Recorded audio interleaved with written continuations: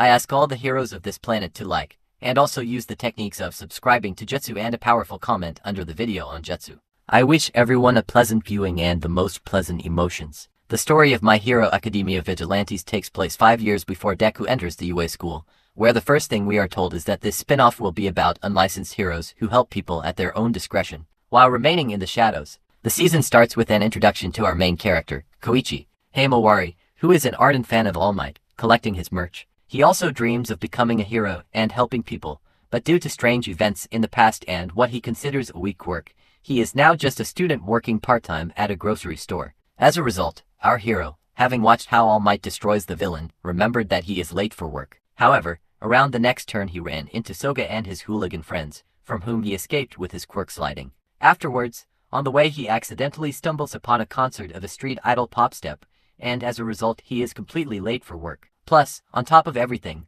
the Soga gang accidentally finds him there again and beats him up. Koichi, of course, was shocked that neither the police nor the heroes helped him at that moment, based on which, he, already at home, wearing the merch of the Almighty, decided to take justice into his own hands. He began to help residents, dealing with garbage on the streets, and they began to call him the Man Order. He also casually met that same Popstep on the street, who, it turns out, was followed by Soga and his gang.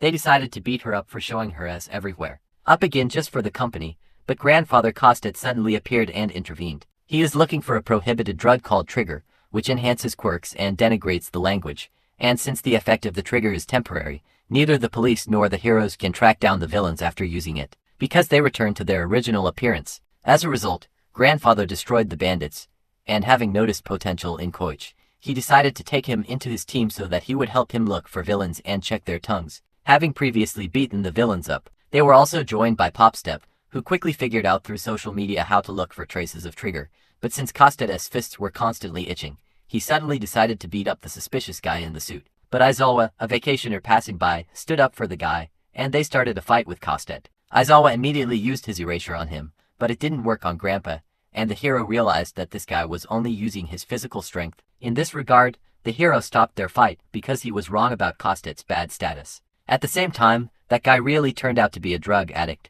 because Popstep noticed that this guy flashed in all the photos where the villains were captured under the trigger. He began to run away from them. Koichi and Popstep began to pursue him, but on their way there appeared the same 3 hooligans who were under the trigger and wanted to take revenge on them for the last time. Their strength increased greatly, but they seemed to have become stupid.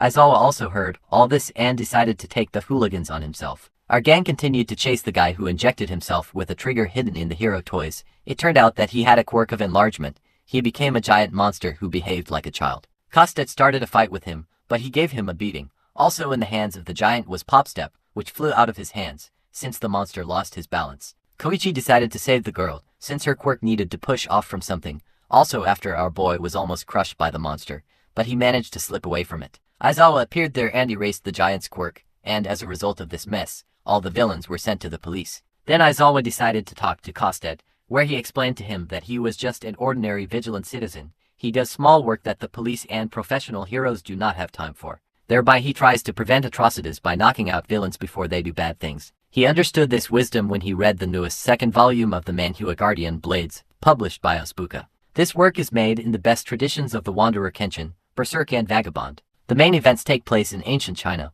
where the invincible warrior Wanderer Doma carries out tasks from catching elusive criminals to contract killings. He does all this to pay off the debt, since for him it is a matter of honor. Since its publication, this manhua has been read more than 2 million times, and next year they promise to release the 2nd season of Don Hua, and a film adaptation is planned for the manhua itself. There you will find a most curious combination of martial arts with elements of Western, realistic and detailed graphics that convey movements with the help of drawings. And where would we be without witty and apt remarks of the main character? Hurry up to follow the link in the description, enter my promo code and become the owner of this masterpiece.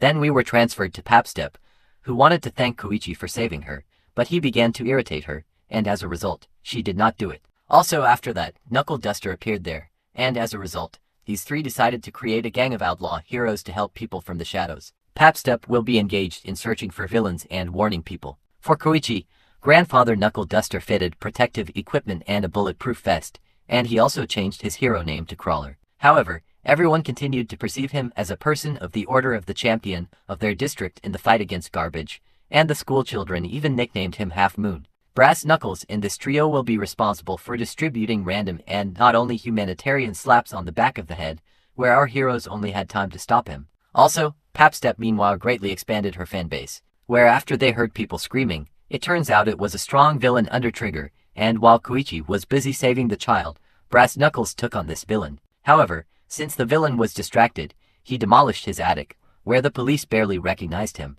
And our three shadow heroes hid until the police and heroes showed up, because they don't have a license to be heroes. In connection with which the same police friend of the almighty Nam Tsukachi became interested in them, because our gang essentially violates the law of heroism without permission. And our brothers began to gain popularity in social networks. They were nicknamed Grandpa Knuckleduster, Shining Backside Papstep, and Sliding Half Moon. Also, in between, Knuckleduster began to visit our Koichi's house through the window, after which Papstep also came there, and they eventually quietly made his house their hero base. Then their heroic routine began, and while Koichi was at work, Papstep gave a street concert, where among her ardent fans was Taro's Trigger. He took it to touch his idol. Taro turned into a giant eel, which was extremely slippery, and as a result, he got what he wanted. However, because of the drug, he became stupid and decided to hug her and kiss her. Koichi had finished his work, and he and Knuckle began to pursue the eel. Eventually, in order to defeat it, they sprinkled flour on it to get rid of the mucus. They also wanted to use it to find the dealers who were distributing the trigger,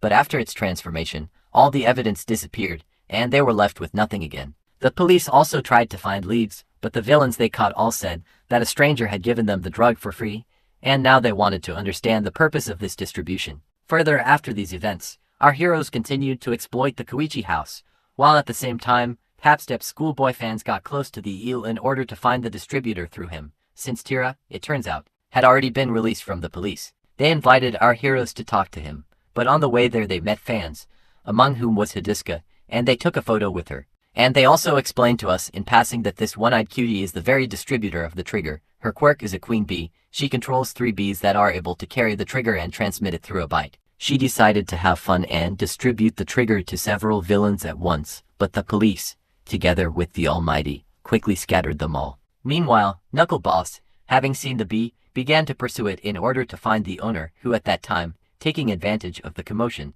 took that same Tira under her wing in order to experiment on him with the trigger. After that, our gang also scattered the brothers of ordinary thieves without a trigger, and Knuckle Boss also began to train Koichi in hand-to-hand combat, but since Koichi had no talent in this, he recommended that he find another way to become stronger. Hidiska, meanwhile, continued to research the trigger. She, having found a half-crazy man, injected him with 3 doses at once, as a result of which he began to destroy the city. However, our gang joined in all this, and Knuckle Boss eventually happily turned off this strong villain. After us we met that same Tensei, Ida's older brother, Tenya, who was catching villains at high speeds, where he ended up running into a high-speed bandit, who eventually threw him off and disappeared. The next morning, our Koichi, while training his quirk, accidentally crossed paths with Ingenium. It turns out he was a fan of his. Tensei was interested in the kid's quirk, which had the same problems as his, and he gave Koichi a couple of tips, based on which Koichi was able to fix his problems with turns and braking due to counter movement. He also recommended that he work on his speed,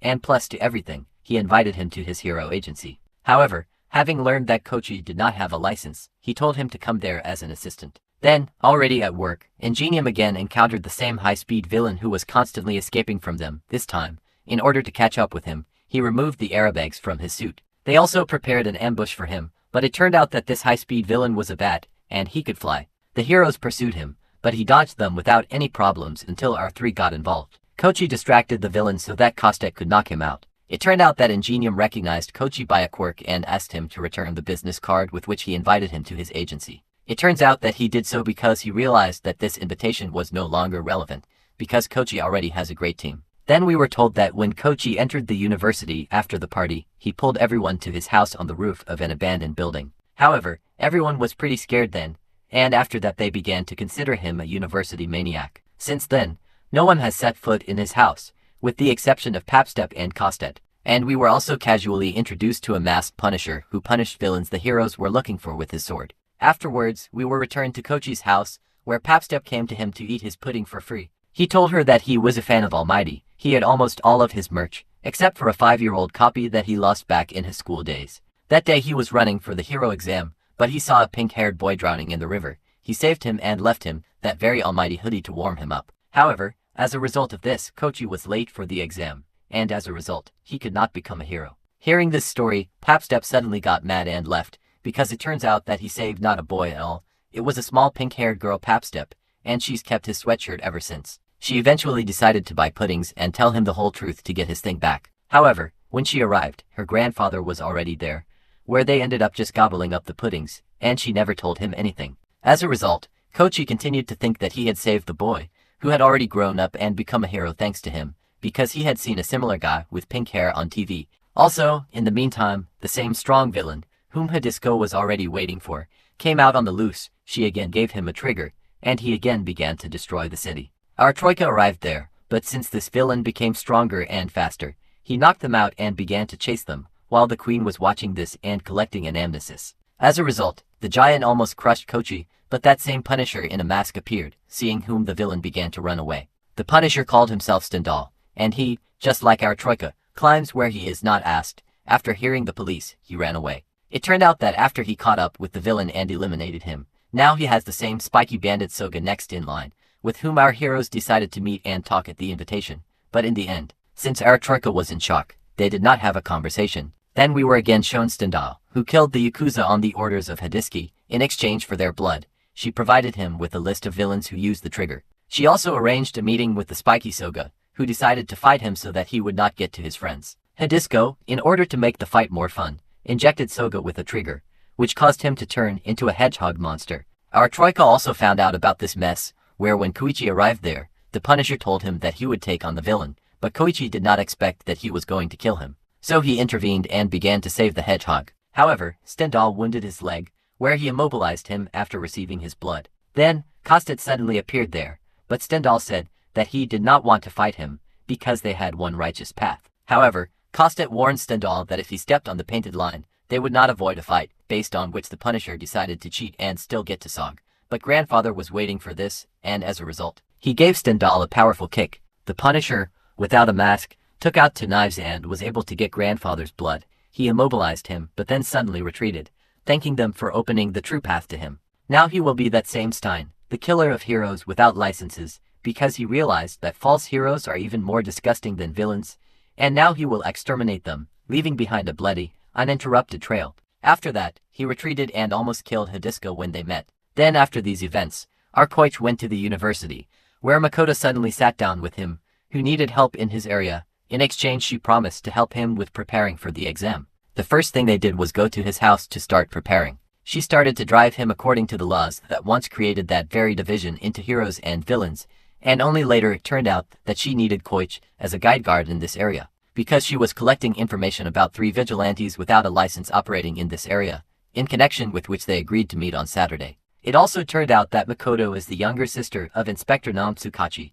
but since he does not share information with her, as he does not want her to get involved in this dangerous matter, she decided to do her own investigation. It also turned out that Papstep, who was hiding in the house, heard their conversation. She and Knuckle were shocked by the movement of this girl. Based on this, they asked Koichi to be careful not to get caught in front of her. Then Saturday came, where Makoto said that she wanted to first interview ordinary residents and find out what they think about this trio. They started the survey with the 2 school children who remembered our Koichi as Paluluna, and Makoto remembered him accordingly. They didn't learn anything new from the survey, but the girl's laptop attracted the attention of the cocky football thief. Koichi wanted to intervene, but Papstep began to dissuade him, because without this laptop Makoto wouldn't have anything on them. However, our boy's heroic side prevailed, and as a result, he changed his clothes and tried to stop the rooster under the cut, but he dodged and hit a penalty in the face of our Koichi. However, he was still knocked out by school children and our boy took possession of the laptop. Also, by the time Makat arrived, he had managed to change his clothes, but she still suspected something. It turns out she has a quirk, a lie detector. In connection with this, she took his hand and asked if he was Palulun. Koichi answered that he was not. She saw that he was telling the truth, and in the end the mistake in his hero name saved him from being exposed. Then our Koichi continued to catch bandits, where he was almost crushed by a truck. He was saved by Captain Celebrity, who arrived in Japan from the USA. He has the power of Superman with strange concepts, and he is one of the top 10 heroes of America. Kostet, having seen him on TV, called this captain a disaster, because he most likely flew here, since he is no longer welcome in his homeland. After the city was attacked by another Narek with a Godzilla quirk and began to destroy roads and buildings, where Koichi learned that during the evacuation, a certain little Masahiko remained somewhere in the houses. He also reported this to the arriving captain, but he said that without cameras he does not want to save anyone, because then no one will see it. Based on this, the captain, after the cameras appeared, began to fight Godzilla, while Koichi found the baby, who turned out to be a dog, but they were almost crushed by the giant body of the villain. But the captain managed to save them. After that, they began rescuing people from a dilapidated house, where the captain again said that he would wait for the cameras to appear. As a result, Koichi took on the rescue of the sumaist, the captain took on the rescue of the girl, and only then did he begin to demolish this dangerous building. It turns out that all this was under the surveillance of his support group, among which was Makoto. She saw our guys and decided to interview them, but they immediately started to leave. The captain then flew up to Makoto and started hitting on her, and she, under the guise of a date, invited him for an interview. Meanwhile, Kostet explained to the others that this captain is called a hovering stallion disaster, because in America almost every woman he saved sued him for harassment. So he left here to make it harder for his wife to keep an eye on him. As a result, the next day our gang started following Makoto, but the captain caught them. Afterwards, he picked her up and they went on a date, but it turned out that it was all under the control of his wife, because it turns out that she has been communicating with Makoto via social networks for more than a week. So she tries to control her husband's intrigues. The captain, in order to get out of it, said that he urgently needed to deal with the bank robbers nearby, where he saw Koichi and, grabbing him, presented everything to his wife as if he had organized this meeting for his fan. Makoto, looking at all this, suggested that the captain make his heroic rebranding to return him to a normal status in society. Then our Koichi, returning home, found out that his mother was going to come to him. The problem was that he embellished his life a little in a conversation with her, lying that he has a cool job and a girlfriend. Based on which he asked Popstep to become his girlfriend for a while, but she just silently left. In this regard, he asked Makoto to help him, and as a result, his mother really liked her, as a result of which his mother guessed that it was all a setup, because, in her opinion, such a beautiful and smart girl could not love her son. However, she wouldn't mind if they ended up together. Makoto replied that everything was possible in this world, and she would think about it. Afterwards, Popstep returned there in disguise and suddenly introduced herself as Koichi's girlfriend. Also there came a culturally dressed grandfather, who gave Koichi's mother his business card of a non-profit organization, where they supposedly help people together with Koichi and Popstep.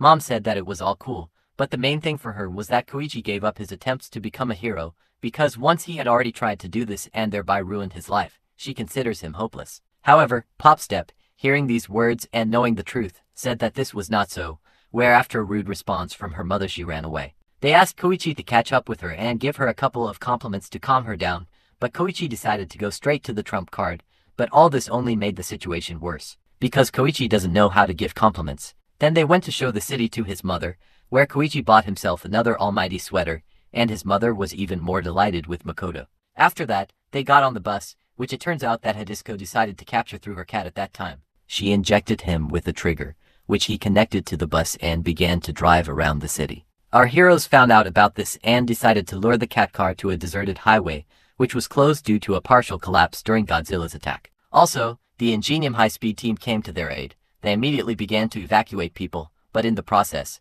Hidisco added a trigger to the cat, which caused him to go crazy. In the end, everyone except Makoto was taken off the bus. Ingenium, who began to run out of strength during the race, went to save her. Koichi volunteered to deliver fuel to him. Then, based on the situation, they came up with a plan where Ingenium wanted to stop the cat with a kick, but this only accelerated it. In this regard, Koichi was able to get on the bus at maximum speed, but because of the wind, his mask flew off and Makoto recognized him. Also, by this time, the bus had already approached the cliff, where, in order to save themselves, they jumped out of the bus and Koichi handed Makoto over in flight Ingenium. He himself was also more or less able to land. And also, according to Koichi's mother, as a child he could fly with his power. As a result of this mess, the mother gave everyone instructions, and they all began training Koichi's flight. Also, further, by the way, they decided to reveal to us the secret of why grandfather Kostet is so hunting for the Hidisca. It turns out that this is his daughter, into whom the queen bee has entered, which has injured or passed to her from her mother,